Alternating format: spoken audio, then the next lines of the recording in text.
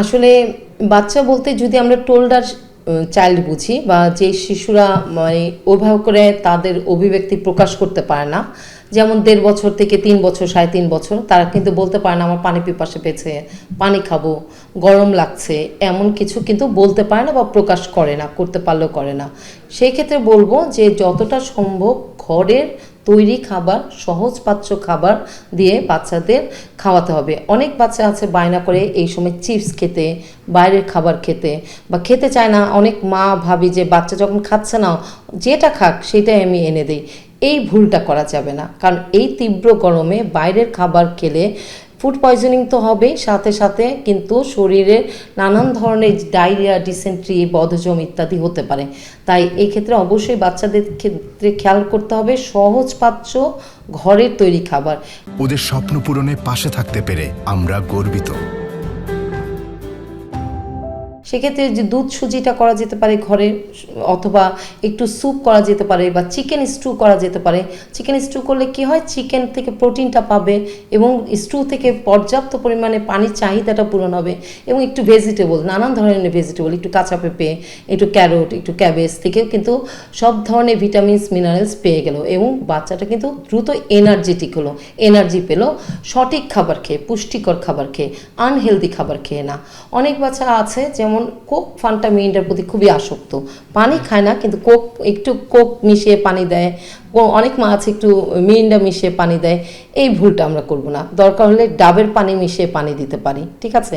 ডাবের পানি বা একটু তাল মিষ্টি ভিজানো পানি বা মধু, কিশমিশ, খেজুর পেস্ট করে আমরা পানি মিশ্রিত করতে পারি।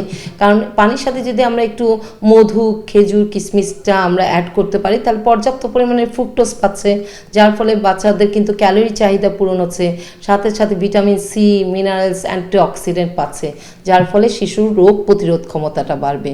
এক্ষেত্রে অবশ্যই খেয়াল করতে হবে অতিরিক্ত ভাজা পোড়া খাবারটা না দিয়ে একটু স্যুপ জাতীয়, একটু ঝোল জাতীয় খাবার, একটু সফট, একটু পায়েস বা একটু পাতলা দুধ চা, অতিরিক্ত ঘন না করে আমরা একটু দুধটা পাতলা করে একটু ফল দিয়ে, যেমন একটু আপেল, একটু কলা, একটু খেজুর দিয়ে একটু ফ্রুট কাস্টার্ড করে দিতে পারি, সাথে একটু দইও দিতে পারি, একটু টক মিষ্টি দই দিতে পারি, টক দই দিতে পারি। দইটা দিলে কী হবে, প্রোবায়োটিকের কাজ করবে, পাকস্থলীটাকে সুস্থ রাখবে, যার ফলে ক্যালসিয়াম এবং প্রোটিনের ঘাটতিও পূরণ হবে। তাই অবশ্যই বলবো বাচ্চার মাদেরকে এই ক্ষেত্রে ঘরের তৈরি পুষ্টিকর সহজপাচ্য খাবার দিবেন আপনার বাচ্চাদের, এবং খেয়াল করবেন বাচ্চা পর্যাপ্ত পরিমাণে ইউরিন পাস করছে কিনা, তখনই বুঝবেন আপনার বাচ্চা পানি কম খাচ্ছে।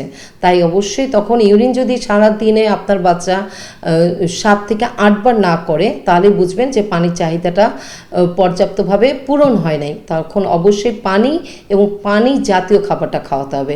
পানি দিতে পারেন, সাথে একটু ফলের জুস দেওয়া যেতে পারে, ডাবের পানি দেওয়া যেতে পারে, মধু মিশ্রিত পানি দেওয়া যেতে পারে, তাহলে কিন্তু বাচ্চাটার পানির চাহিদাটা পূরণ হবে। এবং আরেকটি জিনিস খেয়াল রাখতে হবে, বাচ্চার পোশাক আশাক।